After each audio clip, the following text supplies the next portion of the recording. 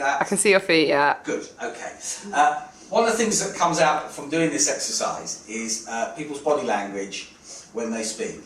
This is all, I should copyright this because I'm the only person that seems to be spotting it, but quite often people have defensive stances. And there's a male stance, there's a female stance, and there's one that's sort of cross-gender. Okay, so this is what happens. This is the male one. Quite a lot of the time you'll see people going that sort of like this, right?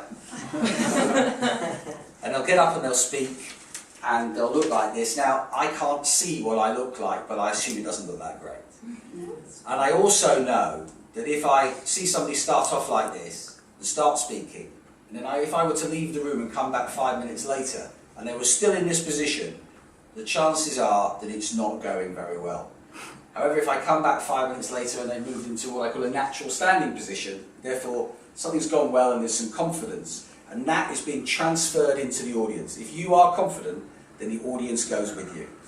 Women like this one, they do this quite a lot of the time, heel in and wiggle it about there.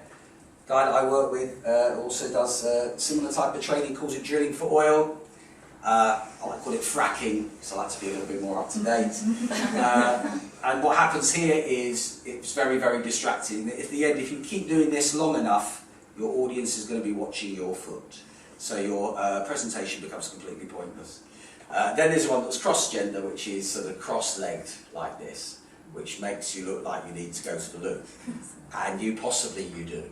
That might be the reason, but also what it does is it tends to make your audience want to go to the loo as well, and therefore it just makes it a little bit too uncomfortable for them. So my advice is always stand like this, like as if your heels are being sunk into the floor.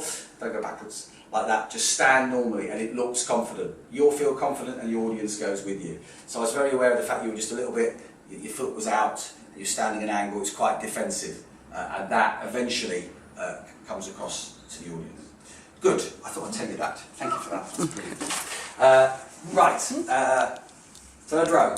You're smiling and you didn't get your chance last time. So